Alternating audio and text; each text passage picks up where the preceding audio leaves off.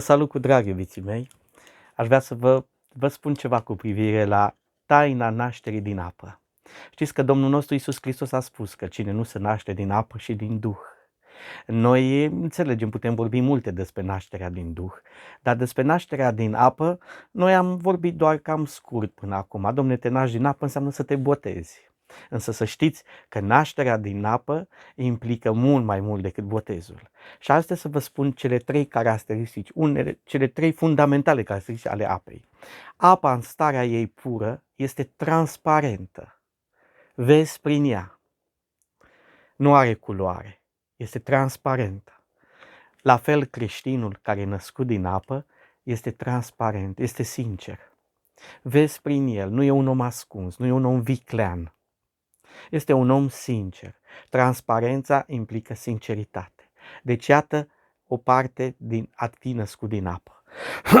Apoi, o altă caracteristică a apei este că apa nu-ți împlinește niciodată pofta. N-ai poftă să bei apă, ai sete. Este interesant, setea este apelul corpului la o nevoie. Apa îți împlinește nevoile, nu poftele. Deci nu există poftă să bei apă, există sete.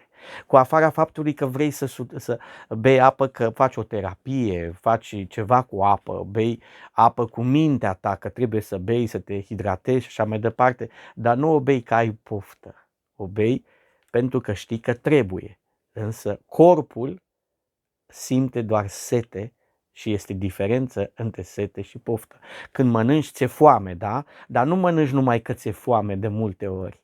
Mă, ce poftă am acum, chiar dacă nu ți-e foame de un pui la rotisor, nu? Sau de ceva care îmi place mie. Deci iată că când ți-e foame, mâncarea face apel nu numai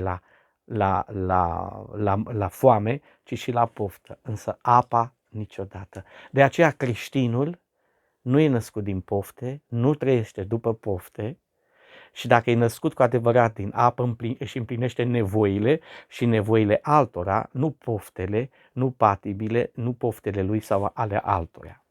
O a treia caracteristică a apei, dragii mei, este că niciodată apa nu urcă. Ați văzut dumneavoastră că apa țâșnește în starea ei liberă, naturală, afara faptului că este împinsă de o pompă sau de ceva cu presiune, dar apa, în starea ei liberă, doar curge, doar coboară. Ea nu urcă. Și când îi dai jos la o găleată cu apă, ceva, ea se duce în locul cel mai de jos.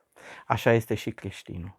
Creștinul nu caută lucrurile înalte, caută lucrurile smerite. El învață știința și arta în a se coborî, în a se smeri. Pentru că a te smeri și a te coborî este o știință dumnezeiască, e un har. De aceea, iubiții mei, cel ce este născut din apă coboară așa cum apa coboară și învață mereu să se smerească, să caute locurile cele mai de jos, locurile unde să slujească, unde să nu iasă în evidență și așa mai departe. De aceea Domnul nostru Iisus să ne dea îndurare să fim născuți din apă. Vă mulțumesc că m-ați ascultat, Dumnezeu cu inima dumneavoastră.